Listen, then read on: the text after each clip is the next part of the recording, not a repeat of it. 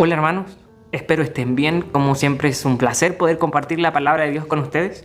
Y el día de hoy el mensaje se encuentra en el libro de Nehemías, un libro que en lo personal me encanta, me gusta mucho su historia, en donde se nos relata cómo el pueblo de Israel, por mano de Nehemías, reconstruye las murallas de Jerusalén, de la ciudad.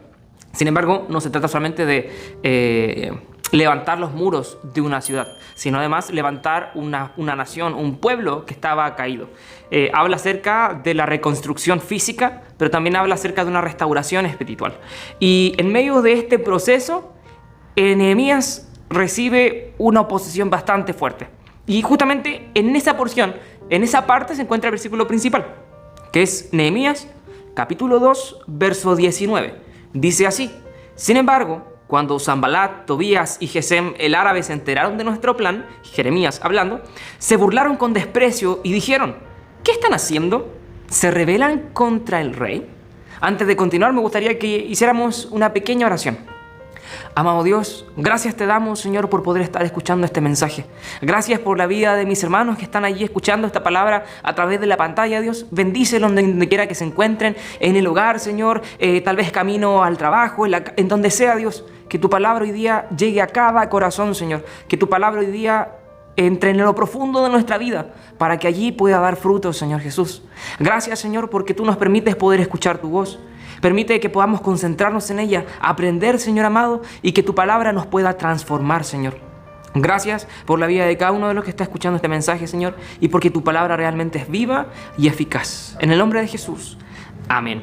Como le comentaba, me encanta el libro de Nehemías, es uno de mis libros favoritos por la persona de Nehemías, por sus cualidades, por el trabajo que Dios le encomienda a hacer, la reconstrucción de los muros. Fue comisionado por Dios para esta gran obra, y él lo comprendía. Sin embargo, cuando uno lee el relato, no pasa mucho tiempo, de hecho, no pasa nada. La Biblia nos dice que Nehemías da a conocer cuál es el trabajo que va a hacer en la ciudad, reconstruir los muros, e inmediatamente aparece la oposición. Se levanta lo que leíamos, Sanbalat, Tobías y Gesem, que son personajes que aparecen recurrentemente en los primeros capítulos de Nehemías, y son la oposición a Nehemías. Una oposición que fue más o menos grande, fue fuerte, porque no fue una vez, no fueron dos ni tres, fueron persistentes, constantes en la oposición.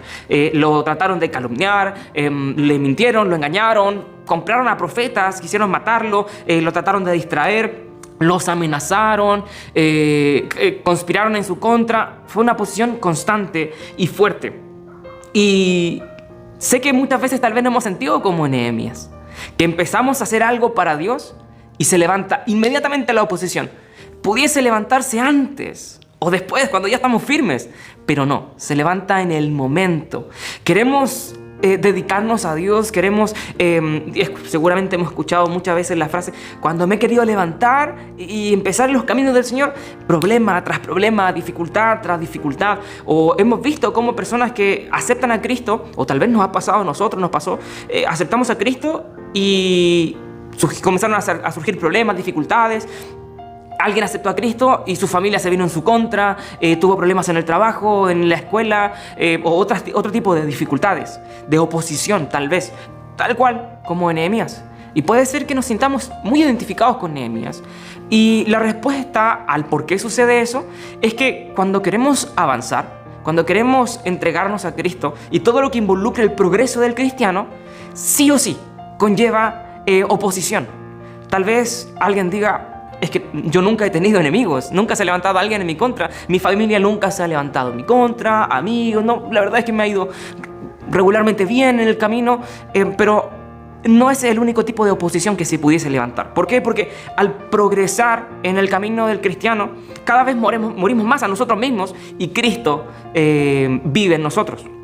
Entonces, en ese progreso, en ese crecimiento que experimentamos cada uno de nosotros, estamos luchando contra nuestra propia carne, contra el mundo y contra Satanás, que son los agentes que están en contra de nuestro progreso, que son los agentes que están en contra de que nosotros caminemos con Cristo, nos acerquemos cada día más a Él. De manera que si queremos hacer el bien, va a haber siempre factores que se van a oponer a ese bien. Y la Biblia nos dice derechamente lo mismo. Pablo nos dice en el libro de Romanos: lo que no quiero hacer, Eso hago, dice exactamente. Hay un poder dentro de mí que está en guerra en contra de mi mente, dice la versión NTV.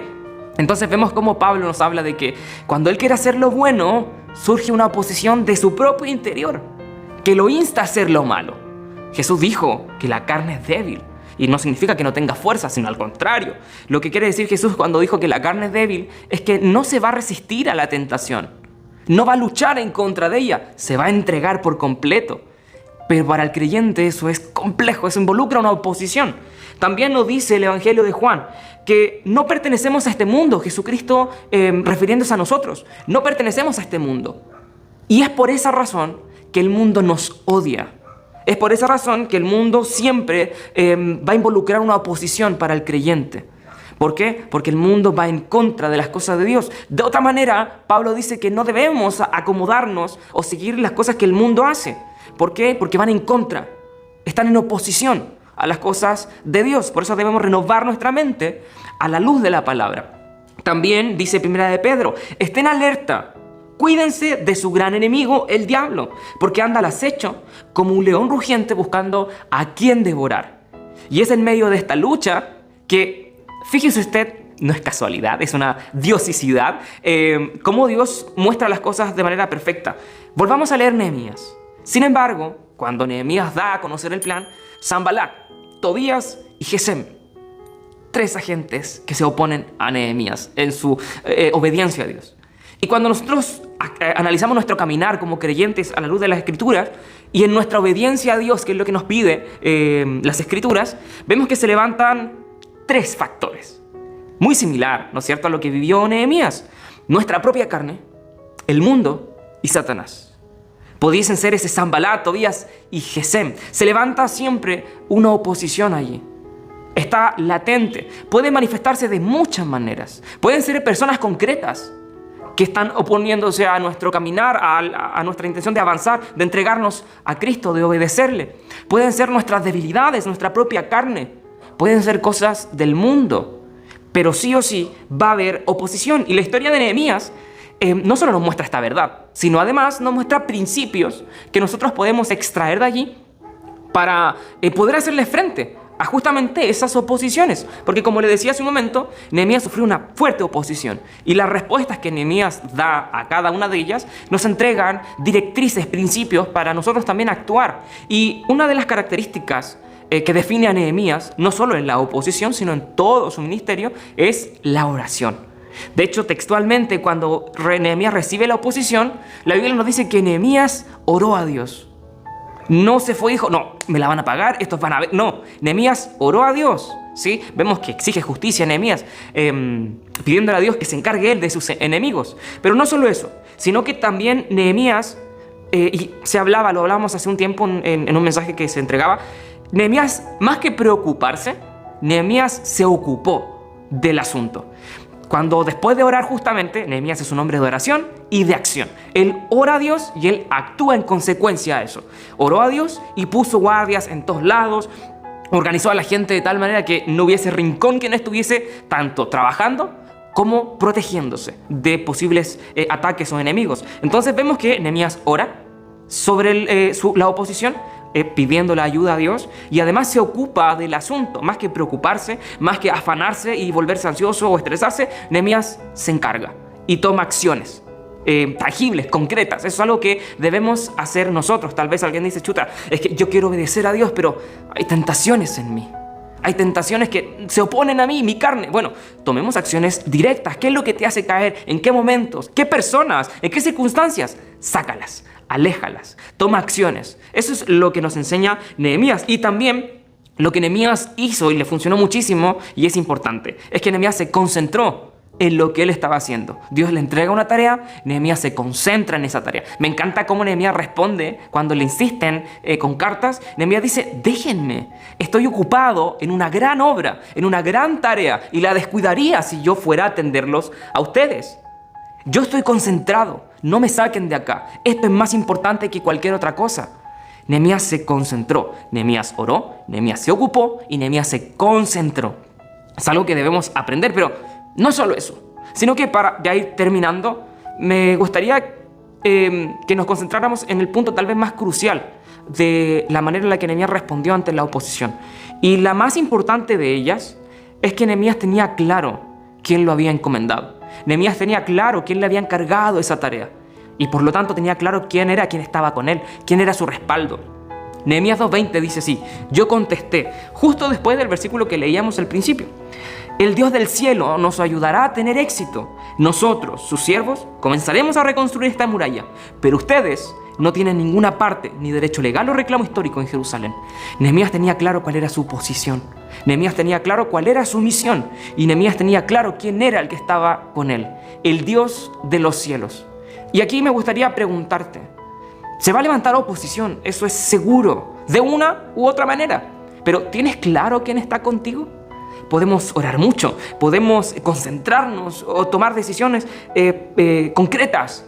Pero si no tenemos claridad sobre quién está a nuestro lado, sobre las promesas que nos hace y dónde está nuestra garantía, podemos llegar a tambalear, incluso a caer.